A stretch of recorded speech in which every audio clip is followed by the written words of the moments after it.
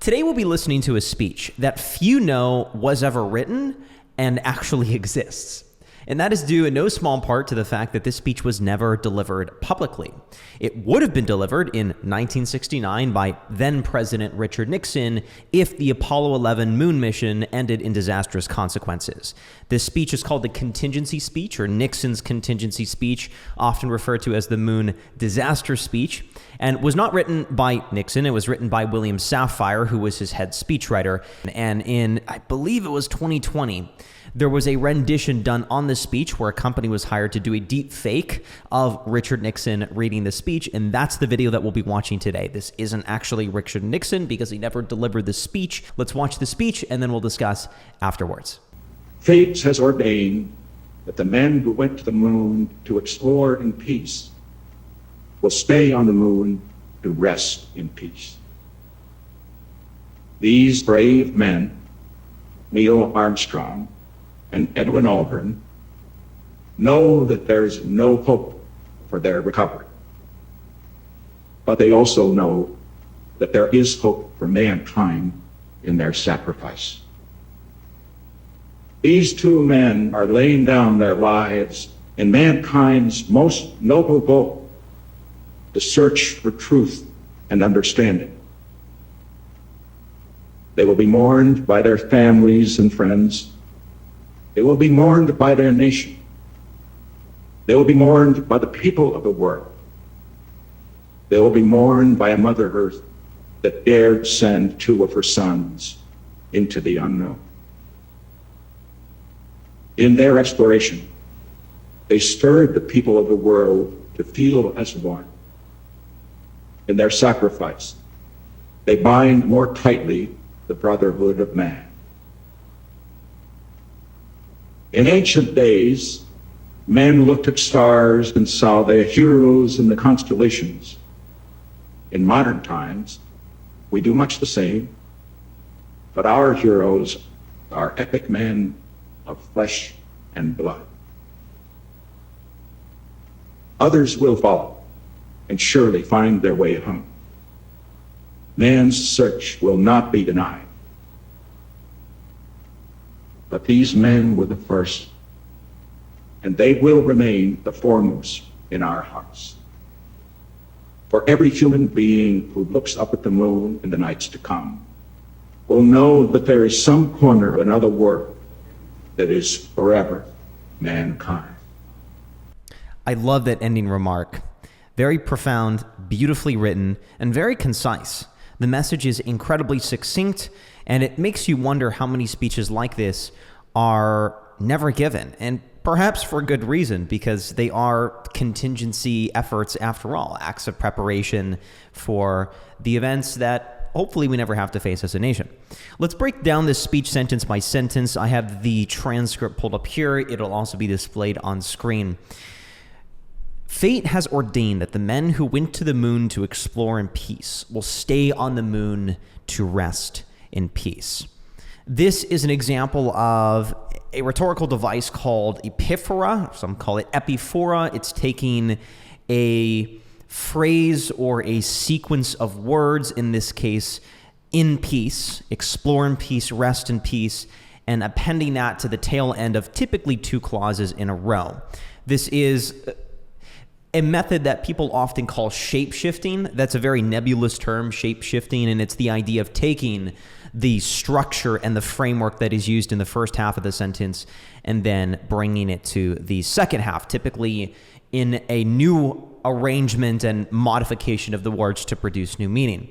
Ted Sorensen, who is the speechwriter for Kennedy, did this a lot. He used many ancient Greek rhetorical devices to create balance, and a lot of these are responsible for Kennedy's flagship quote, "Ask not what your country can do for you, ask what you can do for your country." William Safire, who was the author and the writer of this speech, employed very similar techniques. The next sentence, these brave men, Neil Armstrong and Edwin Aldrin, know that there is no hope for the recovery, but they also know that there is no hope for mankind in their sacrifice. What I find remarkable about many of these political speeches, and this can be a blessing or a curse depending on how you look at it, is that they do not waste words. Every sentence is intentional, the words are calculated, and when there is no fluff, there is no buffer material, there is no extra fat. The sentences are lean and crisp, and they flow very naturally, but it's also very easy for any person reading this to understand the tonality and what emphasis needs to be placed on what part of the sentence. Reading on, these two men are laying down their lives in mankind's most noble goal, the search for truth and understanding. There's a tendency to link the trivial moments in our lives.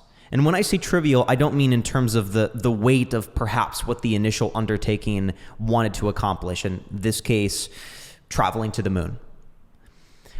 I mean trivial in the sense that it's something that's going to populate our minds and maybe the consciousness of a nation for a short period of time, 3 days, perhaps 3 months. Of course, people mourn for long periods of time. It's a blip, a very insignificant moment in the grand scheme of things. There tends to be a practice in speech writing and the habits of great orators to take those moments and flavor them and characterize them with a cosmic significance. What do I mean by that? I mean taking ordinary actions or extraordinary actions and making them significant to the universe in some way, or tying them to themes that are greater than any of us, that transcend the existence of any one event or any one human. And this is what is done by connecting the pursuit of these two men laying down their lives to something far greater than the both of them, and that is the search for truth and understanding. They will be mourned by their families and friends. They will be mourned by their nation. They will be mourned by the people of the world. They will be mourned by a Mother Earth that dared send two of her sons into the unknown. The rhetorical devices that are used in this particular sequence of sentences are, we have the obvious one is anaphora. They will be mourned. They will be mourned is used 4 times, and each time it's stepping back and embracing greater scale, friends and family, then the nation, then mourned by the world, and then a greater bird's eye view of Mother Earth. And that's clever because it's also a play on words and germane to, well, the very essence of this mission that Armstrong and Aldrin were embarking upon, leaving Mother Earth. In their exploration, they stirred the people of the world to feel as one. In their sacrifice, they bind more tightly the brotherhood of man. In ancient days, men looked at stars and saw their heroes in the constellations. In modern times, we do much the same, but our heroes are epic men of flesh and blood. Others will follow and surely find their way home. Man's search will not be denied, but these men were the first, and they will remain the foremost in our hearts. And then my favorite sentence, for every human being who looks up at the moon in the nights to come will know that there is some corner of another world that is forever mankind. What I find remarkable about a lot of this is it is a great example of sentences that lead into each other. Oftentimes there's this tendency in speech writing to deliver a scattershot of information. And they are very profound thoughts, but for the most part, they're unordered. It's like you want to say 5 colors. You want to share 5 colors with another person, but you don't really know how to create shades of meaning that blend into each other. So you simply say red, blue, green, pink, and turquoise.